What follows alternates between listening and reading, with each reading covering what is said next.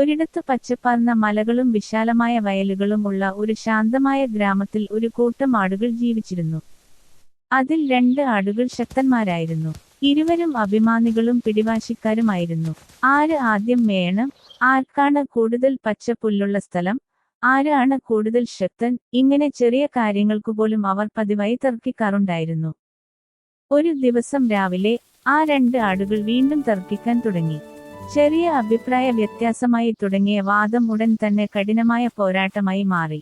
നിന്നെക്കാളും ഞാനാണ് ശക്തൻ, ഒരു ആട് വിളിച്ചു പറഞ്ഞു.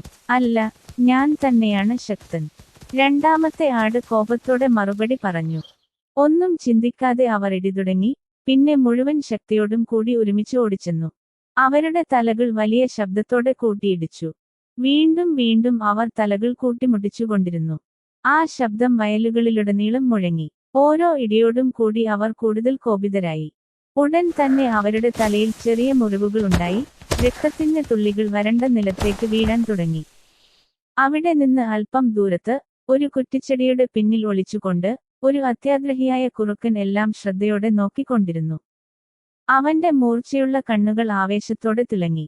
എന്തു നല്ല അവസരം, അവൻ ചിന്തിച്ചു. ഇവരുടെ വഴക്ക് കഴിയാതിരുന്നാൽ ഇന്ന് എനിക്ക് വേട്ടയാടേണ്ടതുപോലും ഇല്ല. അവൻ ആ ആടുകളെ നോക്കിക്കൊണ്ട് വെള്ളമിറക്കി ക്ഷമയോടെ കാത്തിരുന്നു. പക്ഷേ ആടുകൾ പോരാടിക്കൊണ്ടിരിക്കുമ്പോൾ കുറുക്കന് തന്റെ അത്യാഗ്രഹം നിയന്ത്രിക്കാൻ കഴിഞ്ഞില്ല. അവൻ പതുക്കെയും സൂക്ഷിച്ചും മുന്നോട്ട് നീങ്ങി. ആടുകൾ പോരാട്ടത്തിൽ അത്രയും മുഴുകിയിരുന്നതിനാൽ അവനെ ശ്രദ്ധിച്ചില്ല.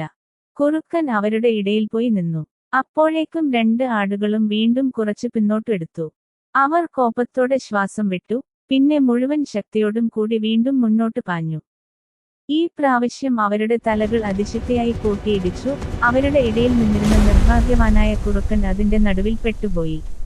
ആകസ്മികമായി സംഭവിച്ച ഈ കാര്യത്തിൽ ഞെട്ടിയ ആടുകൾ ഒടുവിൽ പോരാട്ടം നിർത്തി. അവർ താഴേക്ക് നോക്കിയപ്പോൾ അവരുടെ ഇടയിൽ ബോധം നഷ്ടപ്പെട്ട കുറുക്കനെ കണ്ടു. അവരുടെ കോപം എന്തൊരു അപകടം സൃഷ്ടിച്ചതാണെന്ന് അവർ തിരിച്ചറിഞ്ഞു. അവർക്കു ലജ്ജ തോന്നി. അവർ ശാന്തമായി അവിടെ നിന്ന് നടന്നുപോയി. അവരുടെ പോരാട്ടം മറ്റൊരാളുടെ ജീവൻ പോലും നഷ്ടപ്പെടുത്താൻ കാരണമായേനെ, അതുപോലെ തന്നെ അവരുടെ ജീവനും അപകടത്തിലായേനെയെന്ന് അവർ മനസ്സിലാക്കി. ഗുണപാഠം: അത്യാഗ്രഹം ആപത്തിലേക്ക് നയിക്കുന്നു, കോപം അപകടത്തിലേക്ക്.